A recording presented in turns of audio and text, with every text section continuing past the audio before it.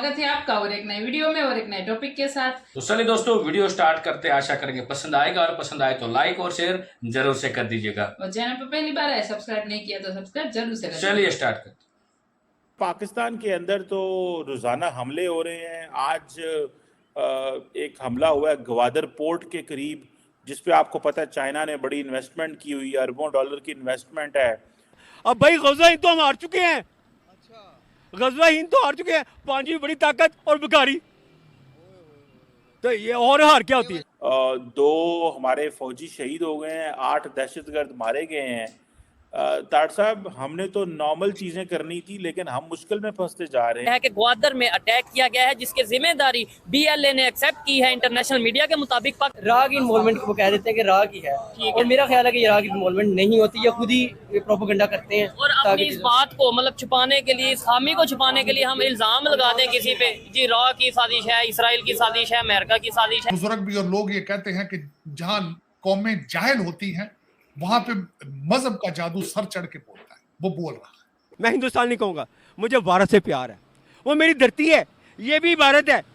भारत को तोड़ा गया, बंटवारे, हमारे बड़े कहते थे ये बंटवारा हुआ है, वो कभी नहीं कहते थे आज़ादी हुई। आज़ादी कैसे हुई है? भाई ने बात की कि इस पे आपने भी बात की कि इंडिया इस पे कुछ नहीं कर रहा, हमारे अपने मामला बहुत खराब है, बाकी कंट्रियां नहीं, ये बात इन्वॉल्व नहीं है। इन्वॉल्व। मैं समझता हूँ ये है जो स्टेट के मामला होते हैं, शायद मेरा इल्म कम होगा। डॉक्टर है, उन्होंने मुझे अगले दिन पूरा एक चैप्टर लिखा। उन्होंने कहा कि हाउ डेयर कि तुम पाकिस्तानी आर्मी हुंडा को सपोर्ट करते हो। मैंने कहा नहीं, मैं जिन्नात को सपोर्ट करता हूँ। 3.5 साल आपने एटॉमिक पावर चलाई है जिन्नात के सर पे। डेमोक्रेसी समिट हो रही है कोरिया में, और हम देख रहे हैं अच्छा। कि जब भी ये समिट होती है तो ना तो पाकिस्तान जाता है, ना उसको बुलाया जाता है, और कोई ऐसा बात भी नहीं होती, यानी कोई जमहूरियत की बात ही नहीं होती पाकिस्तान के अंदर कि भाई इस तरह की कुछ तो कहा जाए, कोई मैसेज आए, यही कह दिया जाए हमें क्यों नहीं बुलाया। वो कहते हैं अजमल कसाब कौन है, वो कहते हैं, और बहुत से ऐसे नाम लेते हैं कि कहते हैं हाफिज सईद का, अगर कहते हैं कि भाई वो हमारे उधर कश्मीर में आते हैं और जाके ये आता है। और इस तरीके से इवन वो कहता है दाऊद इब्राहिम जो उनसे पाकिस्तान में छुपा बैठा है, वो तो फिर बड़े नाम ऐसे लेते हैं, फिर हम उन्हें भी मान ले।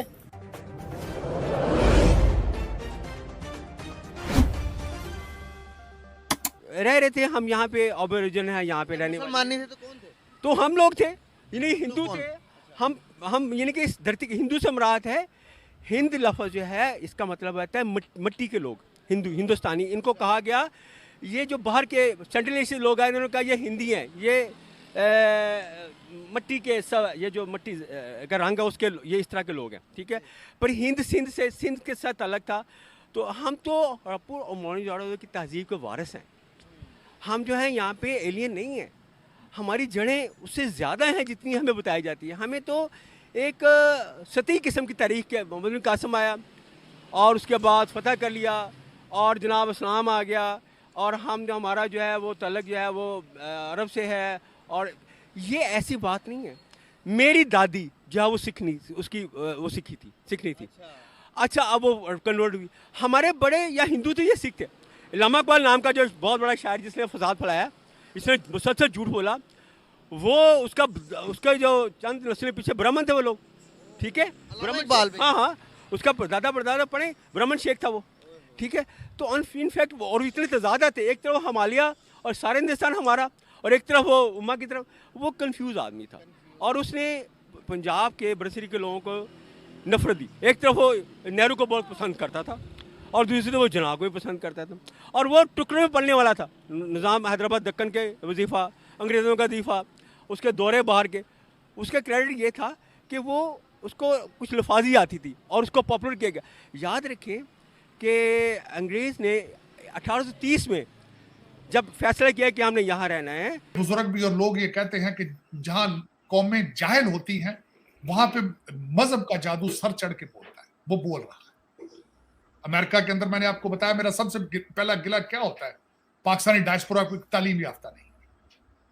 आप लोग खैर कह देते हैं मेरे जैसे बंदे को, नहीं जी उतने बड़े डॉक्टर गए। मैं डॉक्टरों को मैकेनिक ही समझता हूं, उन्हें क्या पता है सोशल इश्यूज क्या है, जमहूरियत क्या है।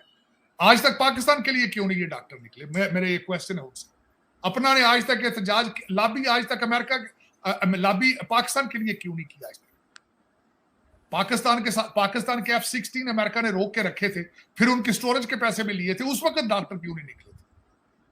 आज निकल आए, कहते नहीं जी ये सियासत नहीं जिहाद है। मैं पूछता हूं उनसे, मुझे बल्कि मैं चीमा साहब, मुझे एक खातून है पाकिस्तानी डॉक्टर है, उन्होंने मुझे अगले दिन पूरा एक चैप्टर लिखा। उन्होंने कहा कि हाउ डेयर कि तुम पाकिस्तानी आर्मी हुंडा को सपोर्ट करते हो।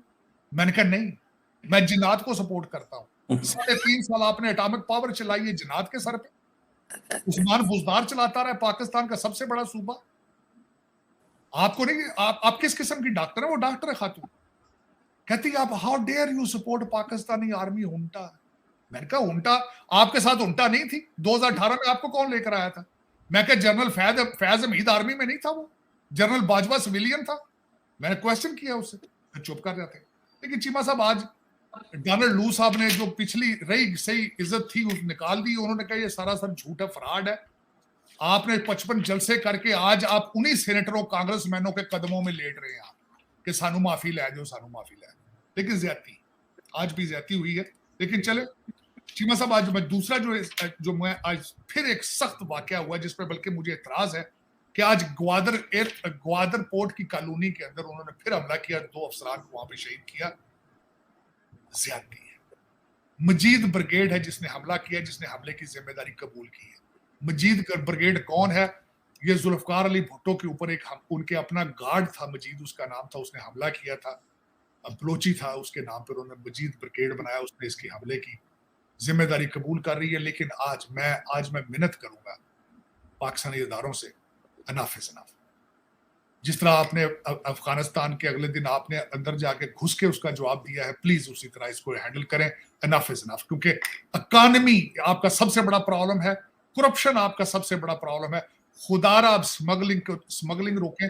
एक तो सबसे बड़ी बात चीमा साहब, जो मैं आपके अदादो शुमार देख रहा था, सबसे ज्यादा हमले आपके सूबा सरहद केपी के और सूबा बलोचिस्तान में हुए। क्यों हुए हैं? क्योंकि दोनों के बॉर्डर अफगानिस्तान के। बताना चाहूंगा, पहले इंडिया पूरे के पूरे पाकिस्तान का नाम तो इंडिया था ना सर। अगर पाकिस्तान और इंडिया का नाम था तो अगर हिंद की तरफ होगा तो हिंद तो पाकिस्तान बनता। नहीं। जो असल में बड़ी इंटरेस्टिंग बात यह है कि जो तारीख बताती है कि जो तारीख एंशिएंट हिस्ट्री बताती है कि जो असल हिंद है वो हमारा इलाका ही है, हमारा इलाका ही है, जिसमें 5 दरिया बहते हैं, दरिया सिंध गुजरता है। ठीक है, दरिया सिंध से तो बना ना सर इंडिया, सिंध और हिंद। ठीक है, अब लेकिन इसमें ये है कि जो जरूरी हम समझना कि जो तारीख है वो तारीख है। हमने इस नस्ल ने, अगली नस्ल ने वो तारीख में जिंदा रहना, तारीख को समझना है, उसके मामला समझने हैं कि हमारे साथ दगा कहाँ हुआ, हमें नफरत का जहर क्यों पिलाया गया। लेकिन बात यह है कि ये हल जो है हमेशा वो मौजूद सूरत को देख के होता है, वो मुस्तकबिल के अमकानात को देख के होता है। तो मुस्तकबिल अमकानात क्या हैं? मुस्तकबिल इम्कानात हैं कि आज दुनिया ब्लॉक्स में बदल रही है। यूरोपियन यूनियन बन गया, एशियन यूनियन बनती जा। थैंक यू दोस्तों, वीडियो को यहाँ तक देखने के लिए। फिलहाल हम आपसे विदाई ले रहे हैं इस वीडियो से। मिलते हैं और अगले वीडियो में आपके साथ। टिल देन, जय हिंद, जय भारत।